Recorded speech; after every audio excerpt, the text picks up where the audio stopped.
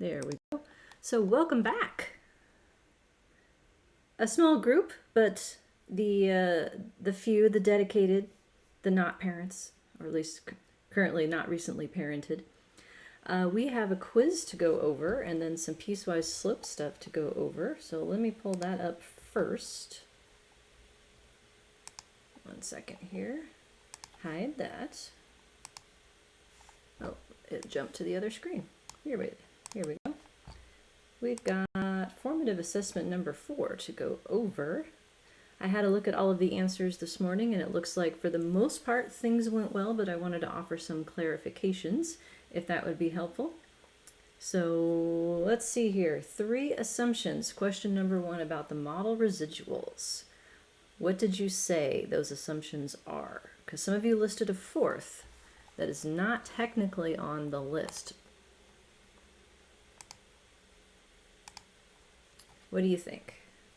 What is supposed to be true about the residuals from a general linear model for the model to be plausibly believable? Constant variance or homeostasticity. Homoscedasticity, yes. I almost got it. Yes, it's a constant variance is easier to say, meaning that the same amount of leftover variability holds across all of your predictors and across all of your predicted outcome, that the model functions equally well, essentially, is how you can think about that. Good, that's one of them. What's another one? The residuals must be independent of each other. Yeah, independent. That is a big one. If that is broken, then all kinds of things can go wrong.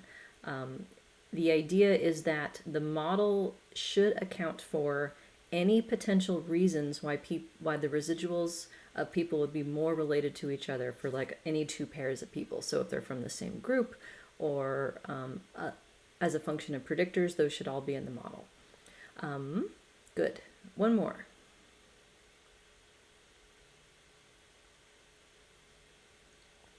The assumption of normal distribution. Normal, yes. And this is one that it shouldn't be completely unnormal. Like there's a lot of robustness studies that the model is relatively robust to deviations from normality. Independence is the big one that you can't violate or else things go wrong.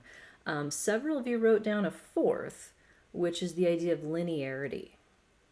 And so this was mentioned, I think, in the article that I wrote, but I want to make a point that the general linear model does not necessarily assume a linear relationship between a quantitative predictor and a quantitative outcome. It only assumes that if that's what's in your model. So for instance, if I have, in our examples we're working through, we had age as a predictor of income, and it had a U-shaped trend to it where income peaked in middle age and it sort of fell off around that.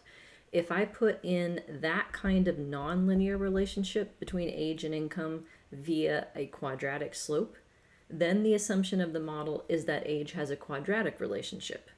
And that should be true, otherwise the coefficient for age would be biased. So with respect to the functional form of how the predictors relate to an outcome, the assumption is whatever you say it is. You have control over that. It doesn't have to be linear. So that's a common point of, I think, misunderstanding. Does that make sense? Yeah, so like we're going to do piecewise education, for instance, then we're assuming that 3 linear slopes adequately describe the relationship between education and income, if that's what our model says. So it's up to you what the functional form is. What happens if these assumptions are not plausible is the biggest problem happens with the standard errors. So standard errors, if you might recall the formula, the numerator for a standard error is the residual variance. And so that's why it shows up. And let's say that you have an incorrect assumption about residual variance, then if that translates into incorrect standard errors, that translates into incorrect t-test statistics, which then translates into incorrect p-values. So problems with respect to the residuals show up potentially as inflated type 1 error rates. In some circumstances, it could also go the other way where the model is too conservative. So variance of the residuals is tied to the standard errors, which then is tied to the p-values. One exception to that is in the context of dependent residuals. So let's say that you sample students from multiple schools. The residuals of students from the same school are likely to be correlated or dependent. In that case, if you put in a student level variable as a predictor, the coefficient that you get back is going to be wrong. So that's the one case I can think of in which the problems with the model translate into the estimates and not just the standard errors. Why it is going to be wrong is because the effect of a student level variable on a student level outcome is going to be partially the differences between students from the same school and partially differences between schools. So it's actually two separate relationships that you would be modeling with one predictor there. That is the class I'm teaching in the fall, if you're interested in learning more about that. Multi-level models for so-called clustered data. The solution is to add a separate error term that allows the residuals to be correlated and to carve up predictors into each sampling dimension that they pertain to. So extending the model to address those situations. But all of you, I think, wrote down some variant of the same answer. If these things are not satisfied, you get a new model. So that, if nothing else, just remember that. Like, the general linear model is one choice in a smorgasbord of options. There are lots and lots of other models out there that can address non-constant variance, that can address dependent residuals, that can address non-normal residuals, all of that stuff, and in combination. So it's just a question of figuring out what the right combination is for you. So any questions or comments on that one? All right, next one. This one went very well too. So in general linear models with a single fixed slope for a single predictor, what's the relationship between T and F, and what's the relationship between a Pearson R correlation and the model R square? Who wants to tackle this one?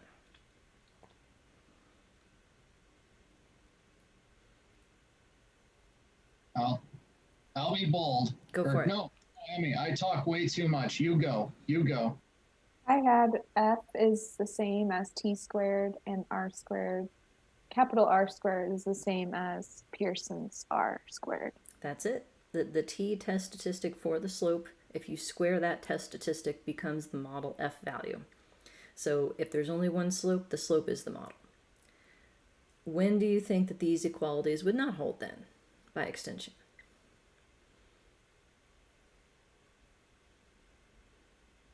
When is there not a one-to-one correspondence? And one slope. More than one slope, exactly. Then you want to pay attention to not just what's happening with respect to each slope, but how they work together jointly and whether that joint predicted outcome is correlated with the real one. So it's different questions about the general utility of a model versus the specific utility of each individual slope contributing to it. Yeah, the next formative assessment will have a question about that. So any questions on number 2 here? Like I said, I think everybody got this with no problems. Oh, number 3, some heterogeneity in how this one went. So let's go through these one at a time here. Consider a general linear model with a single categorical predictor with 4 categories, such as section 1 of homework 4, right? Not a coincidence that we're setting this up to prepare you to be able to do that if you haven't done so already. So number A, there we go, that'll work. Number A, what is this called? By what other name? ANOVA. This is our friend ANOVA, yes. Analysis of variance, and more specifically a one-way analysis of variance, meaning I have one categorical predictor with more than 2 categories. Somebody wrote down multivariate Wald test. That's not wrong. That's what I would call the F test statistic that you get after you lump all of the slopes that differentiate the categories together. I would call it that. Some people would quibble with me and say that it's technically should be a chi-square and not an F, but there's a one-to-one correspondence between the two of them. F times degrees of freedom is chi-square, so it's 6 to 1, half dozen of the other. But yes, I will take that answer as well. Why do I care that you know what else people would call this? Is because I want you to recognize these words when you read them in quantitative literature and go, oh, I know what that is. So there's a million synonyms for everything. So it's useful to start getting a hold of the different ways that people will talk about the same thing. So this is an ANOVA. Given a single model intercept for a reference category, so meaning we're setting up a dummy coding system where there are separate variables to distinguish each other category from a reference category, how many fixed slopes does it take? How many new predictor variables would you need to create and then enter into the model? That's what I'm asking. We got one vote for 3. Another vote for 3. Another vote for 3. Emmy, what do you think? How many slopes? Another vote. Okay. Kelson, you there? You want to vote? You can vote in the chat window if you don't have a camera. It's near unanimous. 3 it is. Yes. So it's, generally speaking, it's 4 fixed effects to fully recover the 4 means. So you have 1 intercept, 1 slope, 2 slope, 3 slopes, and it's the 4. There are other ways to carve it up, but 4 fixed effects is in general. So if you didn't have an intercept, you would have another parameter, but it would take on a different meaning, and I don't want to confuse you by talking about that. So 4 slopes, which means that you have to create 3 new predictor variables, enter them into the model, and then the model will have a slope for each one of those. How many pairwise mean differences are possible amongst the 4 categories? 6, yeah. 1 and 2, 1 and 3, 1 and 4, 2 and 3, 2 and 4, 3 and 4. Got them all. And there is a formula for it if you don't want to count on your hands, but sometimes it's just easier to count on your hands. Now, this is where the answers diverged here. How many of those 6 pairwise mean differences are given directly by the model, and how many of them do you have to ask for as linear combinations? D and E are where Kelson got confused. Yes, you are not alone. Yeah. So the answer is 3 and 3. How would you know that? Because in this context, that is what a slope means. Each of the 3 slopes that you told me you would need to add to the model, 1 for each of the new predictors, is going to directly represent the difference between a reference group to another group. So the 3 slopes give you 3 of the differences automatically. That means the other 3 have to be linear combinations. And I have an example in the beginning of example 4 on how to do that with 3 groups, and I'm looking to see if you can extend it into 4. So that is actually a nice segue. Does anyone have questions about homework 4 that's due next week? Because I am happy to go over coding or logic to help figure out how to get those model implied differences.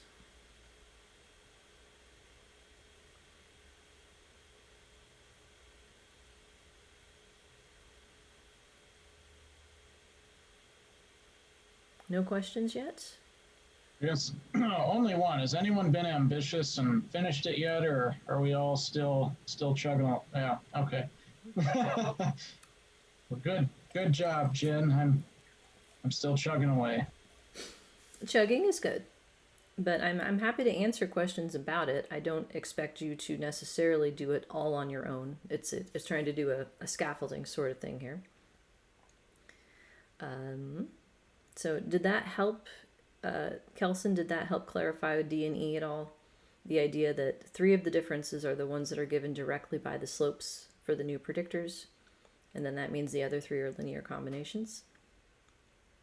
I have a question, Lisa. So this is about naming conventions in SAS. So when you have like in the example, it was like low versus medium versus upper. So you can do like L versus U and so on.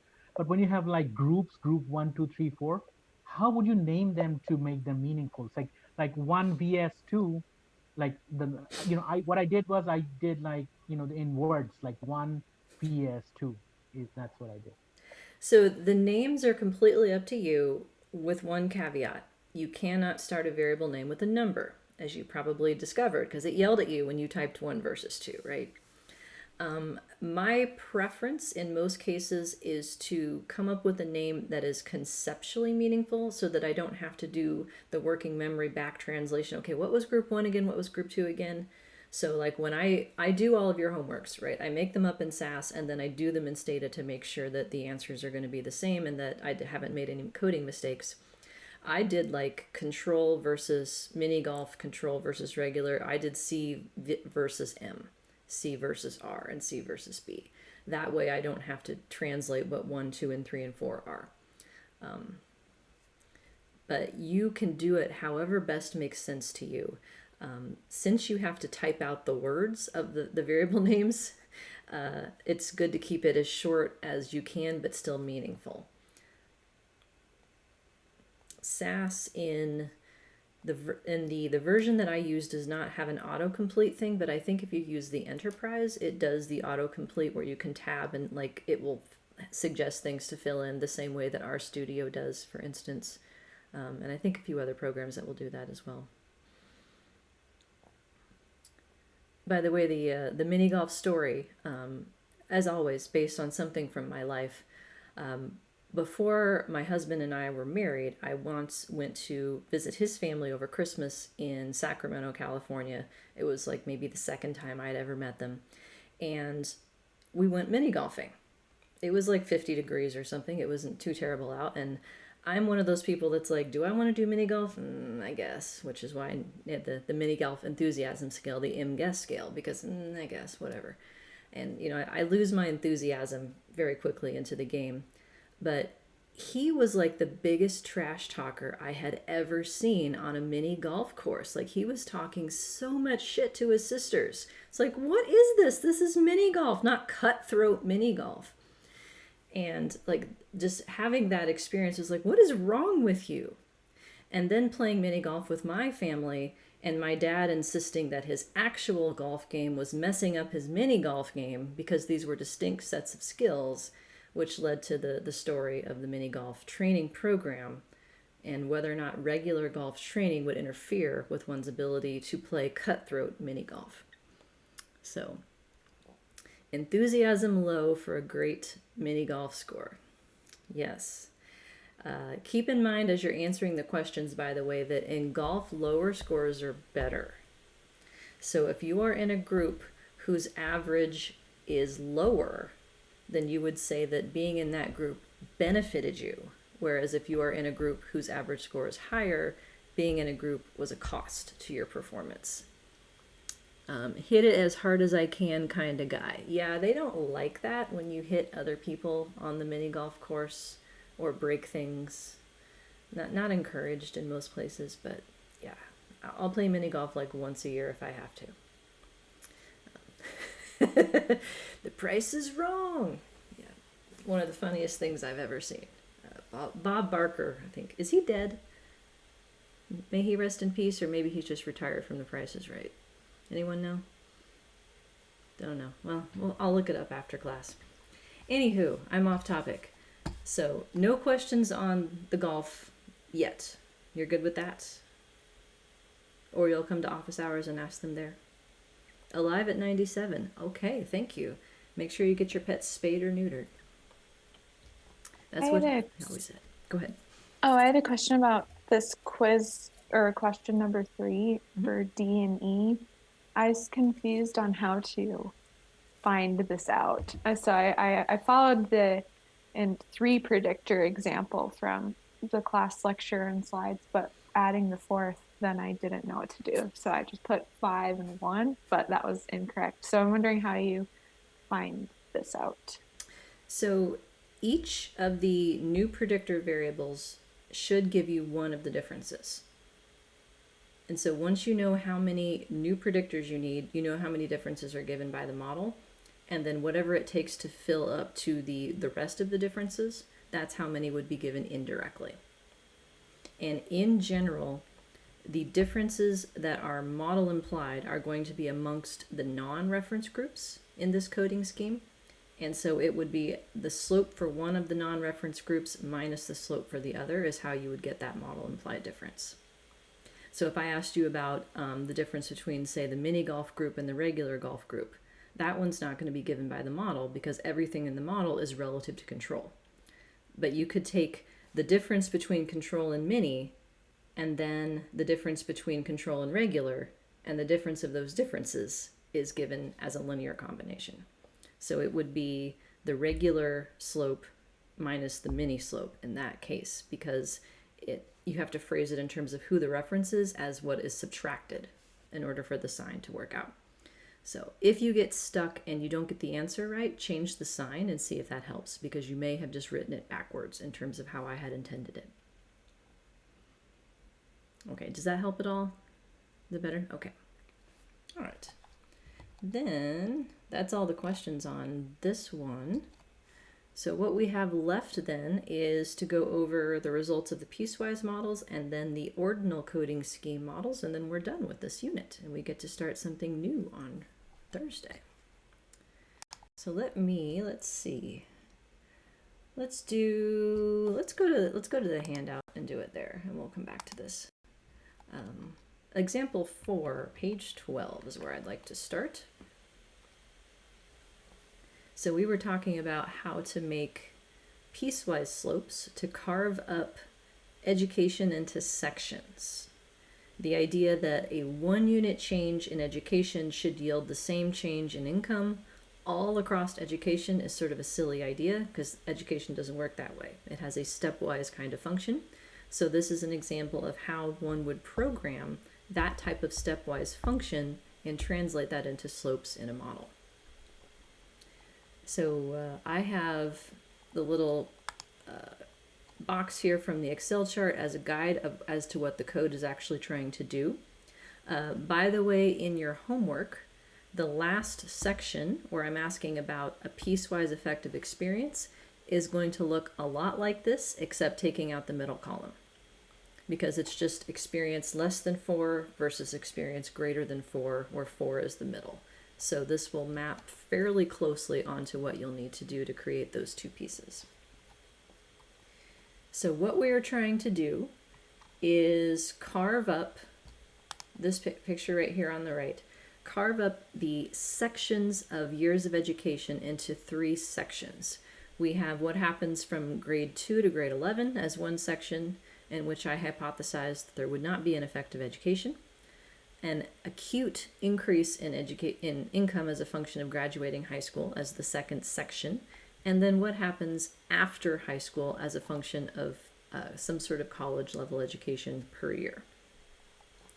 So to set up these 3 predictors then, we've got SAS and Stata code here.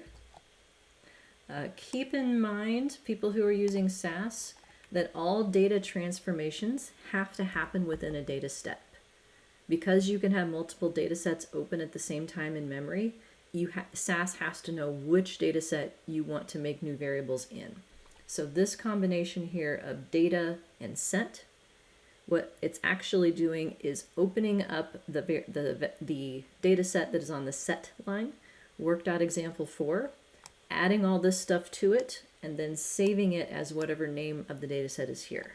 So if you use the same data set name in both places, you're just opening it, writing into it, and saving it as itself. Sometimes it can be convenient to do that. Sometimes it's more convenient to save it as a new one. If you're afraid of screwing something up, saving it as a new one is one way to prevent that. Whereas the Stata code here doesn't have any explicit references to data sets, because in Stata only one is open at the same time. So first step in both programs, it's not technically necessary to do this in SAS, but I have it written the same way so that the code looks the same. Open up 3 empty variables. So these are names that you create to represent conceptually what you're trying to get at with that variable. So I've named this less than high school, graduating high school, or over high school. And dot means set it initially to a missing value. So all the cases in those new columns are missing. Then we're going to selectively replace the values. So if education is less than 12, so we're first covering the rows, the first 4 rows in this table, and any values lower So sort of moving up the table here. Then we make the first predictor equal to the original education variable minus 11. So EDUC is a variable that was already in the data set. We are transforming it, saving it as a new column, subtracting 11, and that's what would create the values in this first column here up to grade 11.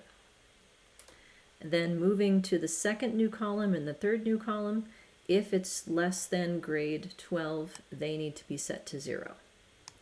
And so the do here goes with the end here. That is necessary anytime that you want to do multiple things after a case meets a given condition. So if education for each row is less than 12, do these things, then end. If education is greater than or equal to 12, then do these things. So addressing the remaining rows in the table, the first variable is set to 0. It effectively is shut off. So the first variable is done. It tracks the increase in education from 2 to 11 and then shuts off. The second variable then picks up. So the second variable then tracks the increase in education from 11 to 12 and shuts off.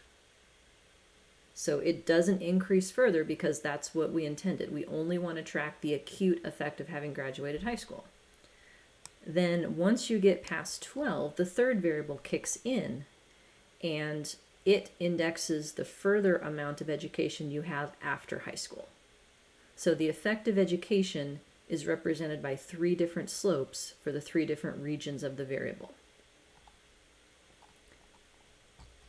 So the same thing happens in a set of 3 statements in Stata to make the 3 new variables if education is less than 12, to make the 3 new variables if education is greater than or equal to 12. So in your homework, you would only need to make 2 new variables, and it would look very similar to this table without the middle column, centering it at 4 instead of 11. Okay, questions on any of that?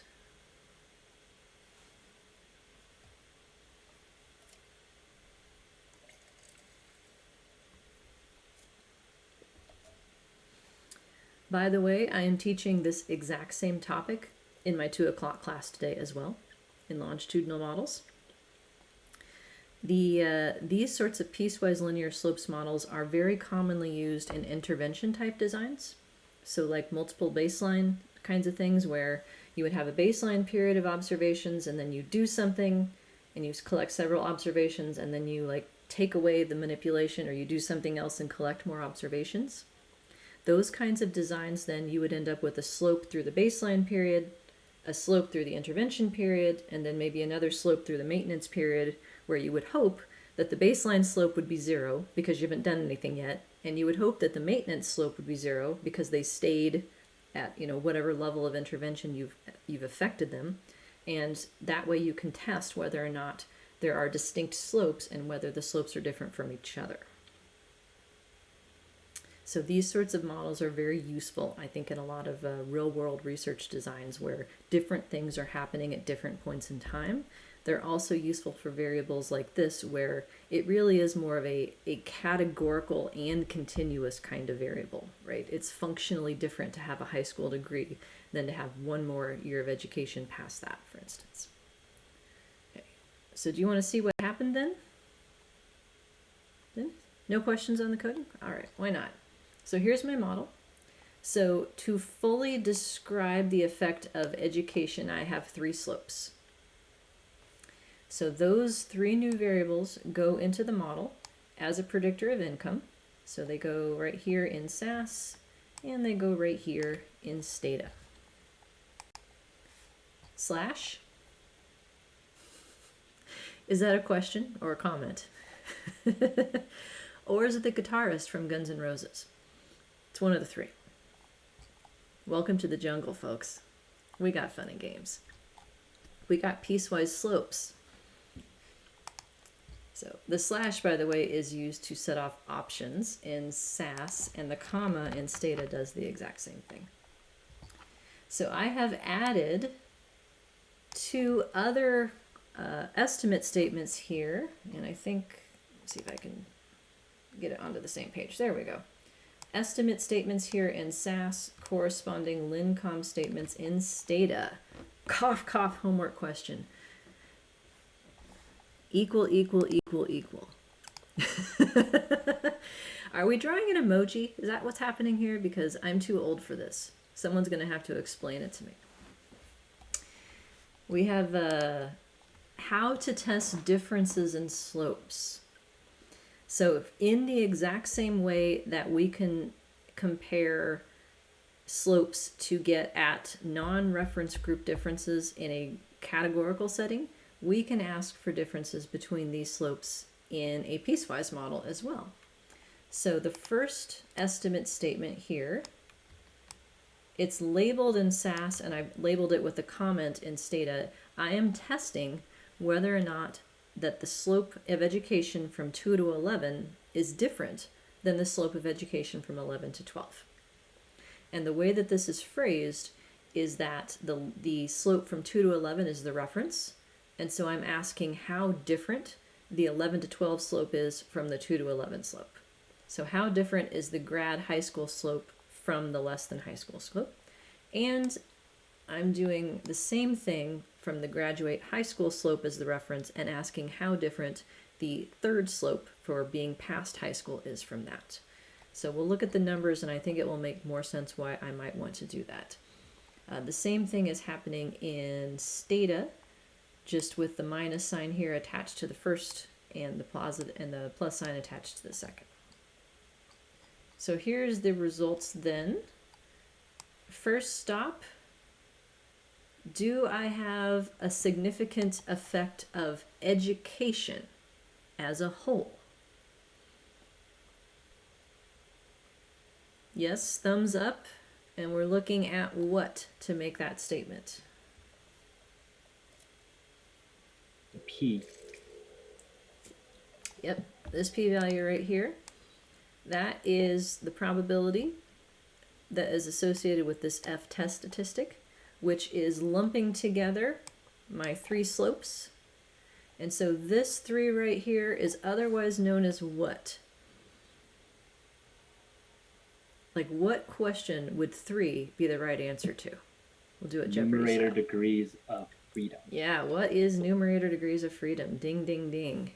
And that means that the other number here would be what? Denominator, degrees of freedom. Denominator. Conceptually, what are denominator degrees of freedom?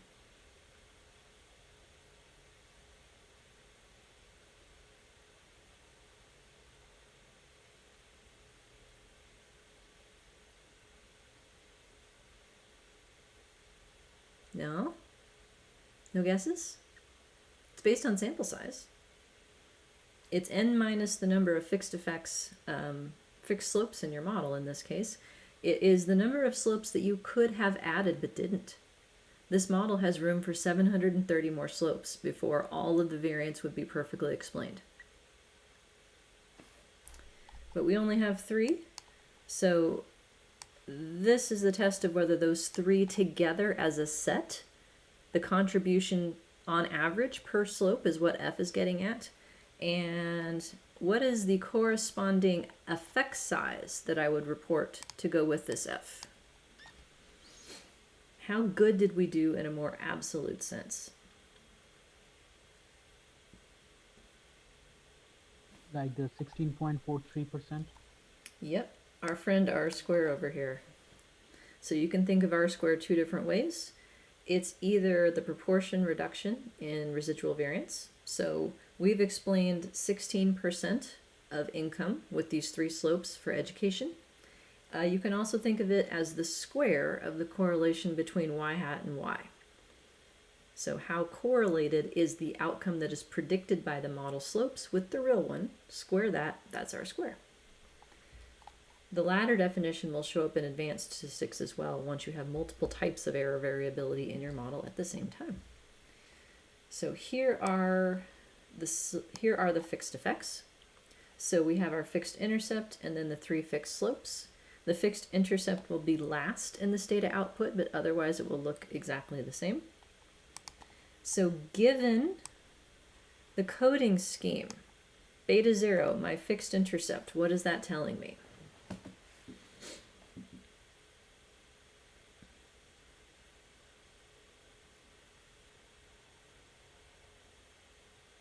If you go back to the definition of an intercept, what does an intercept mean? Always. That's the income if there are no other fixed effects. The income when all your predictors are 0. So given my coding scheme, who is this the intercept for?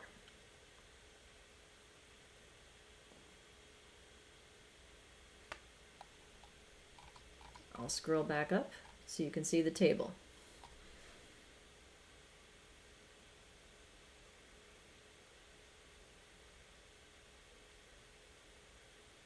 High school graduates.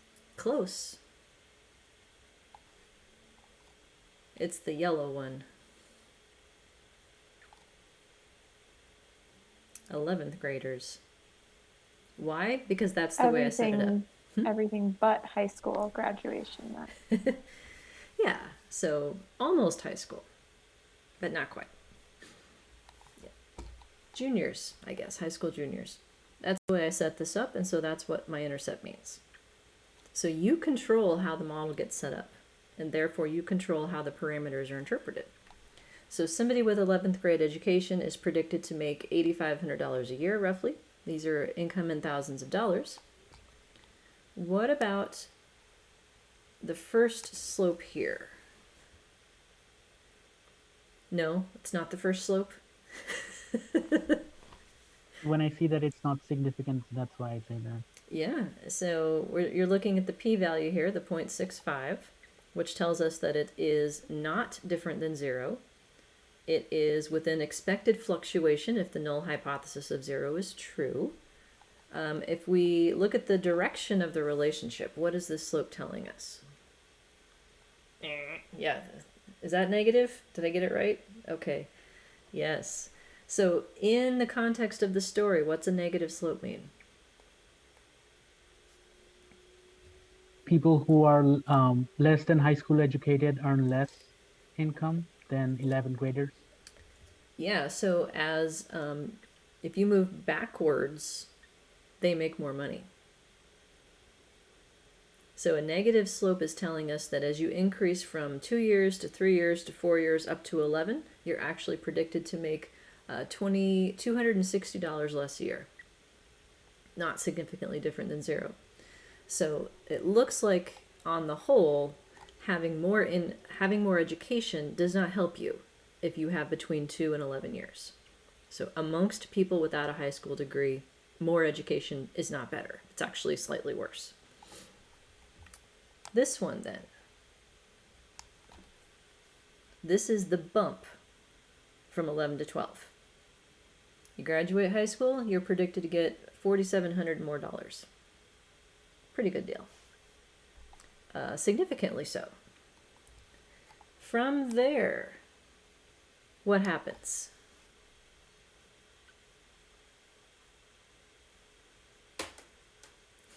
Yeah, more money. For each year above 12, you are predicted to make another $2,000. Good news. Significantly so. So in a paper, do I need to describe the less HS1 if it's not significant? I would call it non-significantly negative. Okay. I tend to do both the sign and the significance. Technically speaking, you would call it 0, but I think it's useful to report the effect size certainly, if not the coefficient also, because if people were collecting data for a meta-analysis, for instance, they'd want to lump together the exact findings and not just it's 0. So for completeness in reporting, I would give it. But yeah, the interpretation is that there is not a significant effect of education on income from 2 to 11 years. But the story is more complicated than that because there is a significant effect on income. Significance, of course, is a function of 2 things. Do y'all remember? 2 things that go into significance. beyond alpha? Sample size? That's one of them. Yes. Sample size and Confidence interval. confidence interval is related to sample size, I would say. The thing it's supposed to be measuring.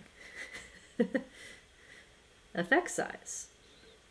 How strong is the effect? Is it significant? Then it should be strong, right? Well, in reality, we have sample size that sort of mucks that up. So whether or not it's significant in a given sample is a function of sample size for the same level of effect. So that's why effect size is very important. Do I have any indices of effect size right now in front of me?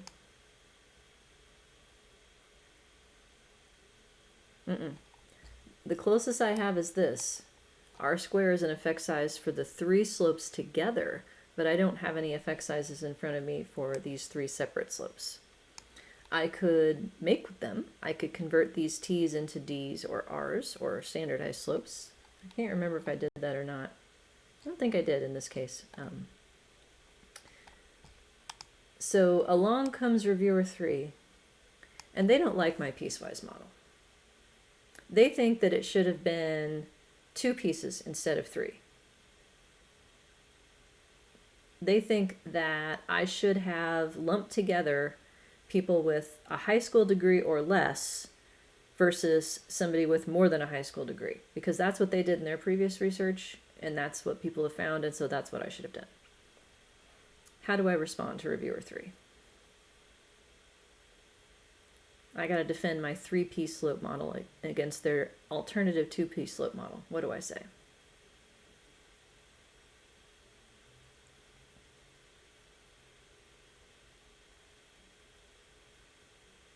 Any What ideas? was the question?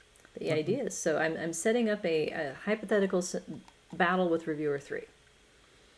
Reviewer 3 comes along, does not like my 3-piece slope model, because previous research by a person completely unrelated to reviewer 3 found the 2-piece model was more appropriate. And that's what reviewer 3 thinks I should do. How do I respond? Any ideas?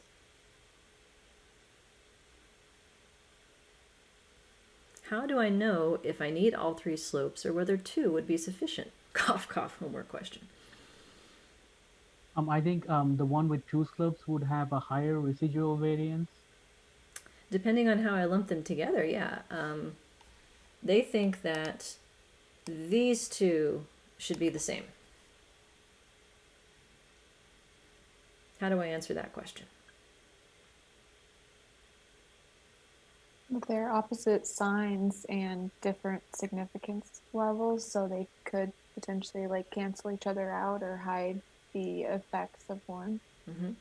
But I don't have anything from just this table that tests whether this number is different from that number. Even though they're different significance levels, what the significance is referring to is each number against 0, not against each other. That's why I had asked for this one down here. The comparison of the slopes. I can ask for a linear combination of one slope minus the other and get a significance test for that slope difference. So the first line contrasts the less than high school slope against the graduating high school slope, and the 4.9 is the difference. It is how much larger or more positive the graduating high school slope of 4.6 is relative to the less than high school slope of minus 0.2. So the fact that the first slope comparison is significant provides me with empirical evidence that I should not mush them together. However, the second one, graduating high school gets you a bump of 4.7 per year is the units. Going past that gets you a bump of 2.1. Each of those is different than 0, but are they different from each other? Survey says No. So technically speaking, that is evidence that I could have put together the benefit of graduating high school along with the benefit of postgraduate education. However, the model itself isn't really a great fit. If we look at the regression line that the model predicts overlaid onto the means for what income is for each distinct level of education, it fits okay in the first part, it fits okay in the second part, but this last part doesn't really work. A line through all of this does not appear to fit. So this is where further model refinement, I think, would be necessary. I'd probably want to fit additional pieces through this latter section that would correspond to distinct post-high school degrees. But you can always defend your use of a piecewise model by asking for the differences in the slopes. If the slopes are different, you shouldn't get away with just using one. That's the idea. Questions or comments on that?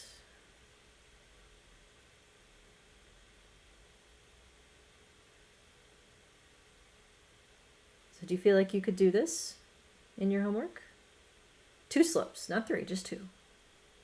I think you can. Let me know if you run into problems when you try, though. I'm happy to try and help. And then looking at assumption plots, still some deviations from normality and a little bit of heteroskedasticity. And here are the standardized slopes. So proc-reg in SAS gives you standardized slopes, and Stata adding the beta option. Just to recall, a standardized slope, functionally what that does is convert all of the variables in the model to z-scores to have a mean of 0 and a standard deviation of 1.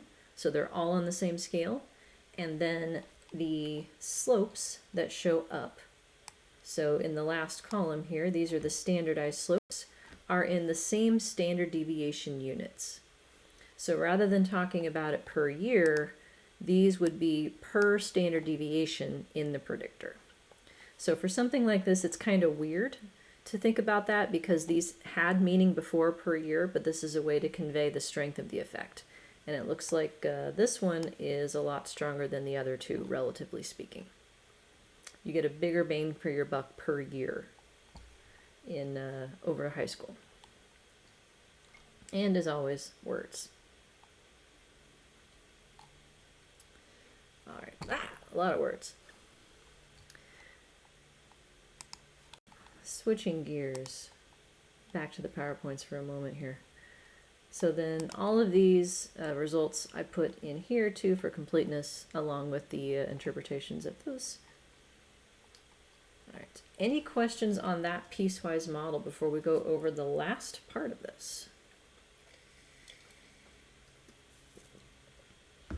I want to show you an alternative coding scheme of dummy coding that would work for ordinal variables rather than nominal. Comment: the further we get in this class, the more reading the stats part of research makes sense. This is good. I think that is a reasonable goal to be what we would call a competent consumer, to be able to read research that's using quantitative methods and understand their findings, or realize when they're just making shit up too, also, right? Because once you know a lot, you'll start to see things and be like, how did that get published? Well, because 3 people who didn't know the difference or didn't care accepted it.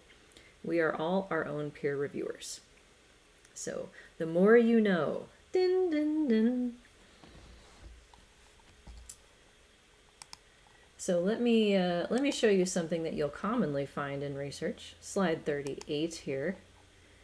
The idea of whether or not you can treat an ordinal predictor as interval. So let's say that I'm interested in whether or not there's a relationship between happiness and income. Does more money make you happier or vice versa? In this example, I have happiness as the predictor, so it would be like, are happier people richer people would be the question. And I have a 1-item measure of happiness where people selected that they were unhappy neither happy nor unhappy, fairly happy, very happy, and completely happy. And I could draw a regression line through it. It would look a little something like this. So I did this in SAS. I centered happy at 1 because that way a happiness of 0 is the lowest you could be. The intercept would be 15. The slope was estimated at 0.74. So for each unit happier you are predicted to make $700 more, and this was not significant. All good, right? Except, are these numbers? Is happiness measured with numbers? Like dollars or years? No. They're not numbers. This is a categorical variable. So to what extent does it make sense to draw a line through it? You will see this happen quite a bit, by the way. And so I want to teach you how to examine whether or not it is acceptable to treat this as interval. And what it boils down to is that this model is assuming that each of the transitions between these categories is the same. Even though these aren't numbers, that could be a reasonable assumption, that the effect of moving between each adjacent category gets you the same net increase in income. So we can test it. And so I want to show you a coding scheme by which you can test this directly. And this isn't something that you'll be practicing in homework 4, but you do get to practice it in homework 5. Dun, dun, dun. On a very limited basis, by the way. So it's a piecewise model. What I'm doing is setting up 4 new variables because I have 5 categories. So if I have 5 categories, that's 5 distinct means that I could create. I need 1 intercept and I need 4 slopes. Okay, with me so far? So it's my choice as to how to set up the slopes. I could make the unhappy group the reference, and I could look at the change in income in moving from unhappy to each of the other categories, but that probably doesn't make as much sense given that the variable is ordinal. If I'm interested in the effect of moving between each adjacent set, let's set up the model to give me that directly. So I have the intercepted happiness equals 1, which means all 4 of my new predictors are zeroed out at that point. So that's what the fixed intercept is going to be, the expected outcome for happiness equals 1, which is the lowest value. Then from there, the first variable is going to track the change from going from a value of 1 to 2, and then shut off. The second variable picks up the change from 2 to 3, and then shuts off. The third variable picks up from 3 to 4 and shuts off, and then the last variable picks up from 4 to 5. So note that each of these variables is 0 before it kicks in, and it stays at 1 after you move to the next one. So the net result is that each of these variables measures the adjacent change along the categories. Not relative to a common reference, but relative to what it was in the prior category. So the big difference between this coding scheme and the one that we used in the first part of this example is highlighted with the red box here, that 0. In the old coding scheme, by shutting it off at 0, it makes it so that the 0 group is the reference for all of the predictors. Whereas in this coding scheme, by having 1s here, it makes it so that the previous category is the reference. So this directly tests each incremental difference in happiness. And if a linear slope for happiness is plausible, then all 4 of these slopes should be equal. The same 1 unit increment in happiness should get me the same increase in income if a linear model is plausible. So we can test each of the slopes and we can test the differences in the slopes to examine that assumption. So here's what the code would look like to do this. I have 5 possible levels of happiness. I have 4 new variables being created. So you can see the pattern of ones here follow what it was in the table. I would then put in the 4 new slopes in the model, and I can also ask for slope differences. So at the adjacent points, is the change from 1 to 2 different from the change from 2 to 3? Is 2 to 3 different than 3 to 4? Is 3 to 4 different from 4 to 5? Those can give me extra pieces of information as to whether or not a linear slope is a plausible thing to do. Stata code looks similar, although it takes a lot of lines to write out every possibility, so I did a little bit of a shortcut in terms of the logic. So generating the 4 new variables, replacing them with zeros, and then replacing them with ones if each of these conditions is met. And then the 4 new predictors go into the model, and I have lincoms here for their adjacent differences. Okay, so let me go back to the table here. Does this setup make sense? So when you would do this is, rather than getting each group's difference relative to the same reference category, what this gets you is each adjacent difference between the categories instead. So for ordinal variables, this makes more sense. For nominal variables, the other way probably makes more sense. So here's what happened, all on the same graph. So here's my model with my 4 slopes. Overall, what do I conclude about the effect of happiness on income based on this F line right here? What is this telling me?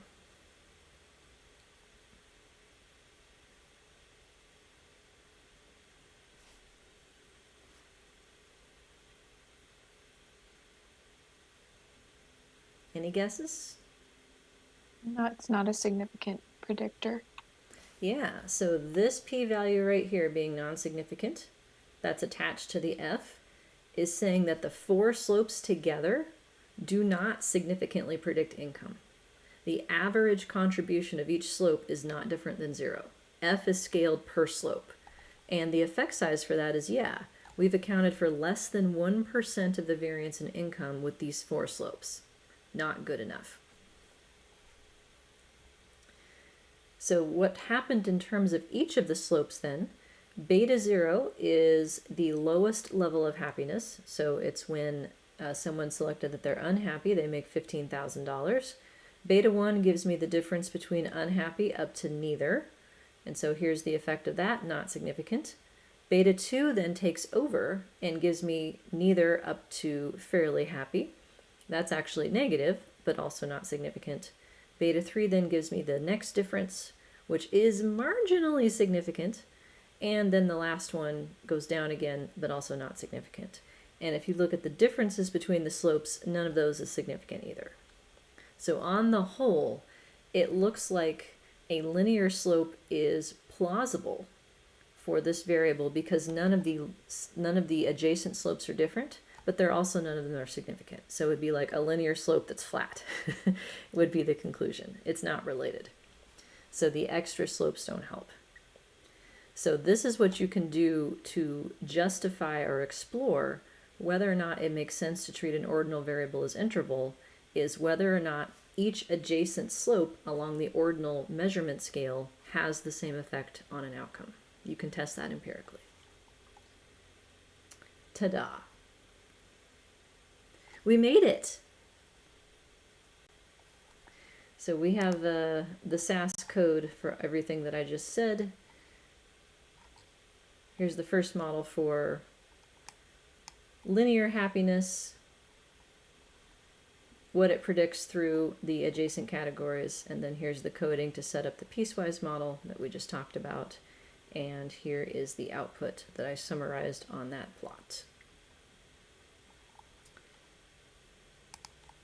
So, putting it all together then, things we've learned in this unit.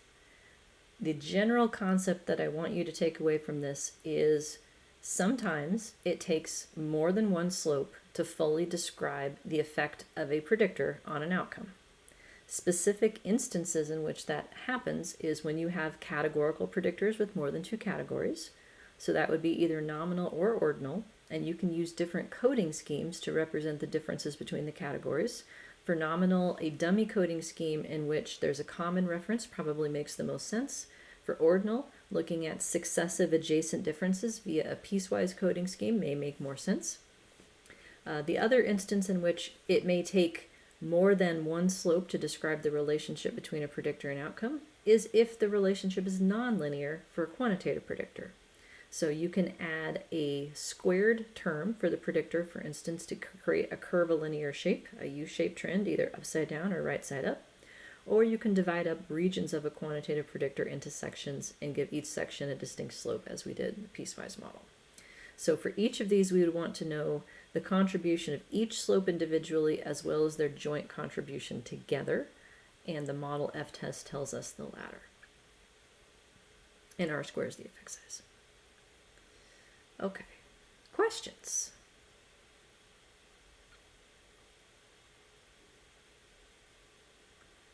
So where we are headed next then, I think this is the end, yeah, that was the end of that, is the idea of including not only more than one slope per predictor, but more than one predictor at a time. So transitioning into what would be called multiple linear regression. And there's really only two new concepts in that whole next unit. The idea that a slope's contribution becomes unique after controlling for the other predictors, and how to assess the combination of more than one slope when added to a model that already has slopes in it. Those are the only two new concepts. I'm going to be using an example from the show This Is Us. Do you know that show? Anyone a fan?